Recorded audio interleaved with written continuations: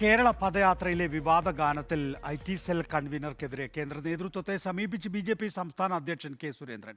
IT. Cell convener S ജയശങ്കറിനെതിരെ നടപടി വേണമെന്നാണ് ആവശ്യം.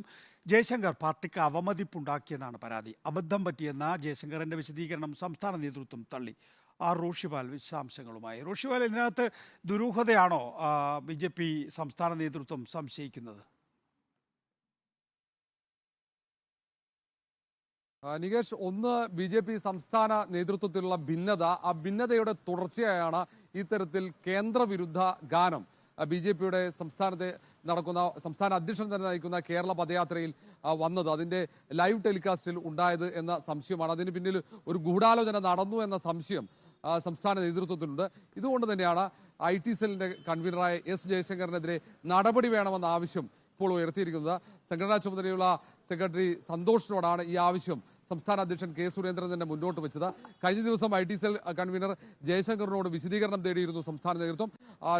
ജയശങ്കർ നൽകിയ വിശദീകരണം അത് തള്ളുകയാണ് നേതൃത്വം ഉണ്ടായത്. കാരണം ഇതൊരു കയ്യബദ്ധമാണ്. യൂട്യൂബിൽ നിന്നും ഇത്തരം ഒരു ഗാനം ഡൗൺലോഡ് ചെയ്യുകയും അപ്പോൾ തന്നെ അത് ടെലികാസ്റ്റ് ചെയ്യുമ്പോൾ നൽകുകയും ചെയ്തപ്പോൾ കൃത്യമായി ശബ്ദം തിരിച്ചറിയാൻ കഴിഞ്ഞില്ല, പാട്ടിലെ വരികൾ തിരിച്ചറിയാൻ കഴിഞ്ഞില്ല എന്നാണ് വിശദീകരണം. അതൊരു കയ്യബദ്ധം മാത്രമാണ്, മനഃപൂർവ്വമല്ല ഈ ഗാനം അത് ലൈവ് ടെലികാസ്റ്റിനൊപ്പം നൽകിയത് എന്ന വിശദീകരണമാണ് ജയശങ്കർ നൽകിയത്. പക്ഷേ അത് വിശ്വസിക്കാൻ സംസ്ഥാന നേതൃത്വം തയ്യാറായിട്ടില്ല. കാരണം അതിന് കാരണമായ ചില തെളിവുകൾ ജയശങ്കറിനെതിരെ സംസ്ഥാന നേതൃത്വത്തിൽ ലഭിച്ചു എന്നാണ് അറിയാൻ കഴിയുന്നത്.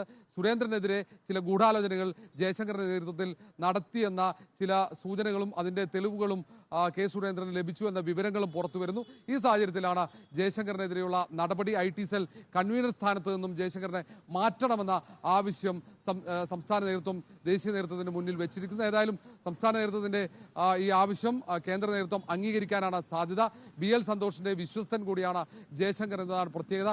ബി.ജെ.പിയിൽ കുറച്ചു കാലമായി സുരേന്ദ്രനെതിരെ ഒരു വിഭാഗം ഉയർന്നു വന്നിട്ടുണ്ട്. ചില മാറ്റങ്ങൾ, നേരത്തെ ഉണ്ടായിരുന്ന വിഭാഗീയതയിൽ ചില മാറ്റങ്ങൾ ഉണ്ടായിട്ടുണ്ട്.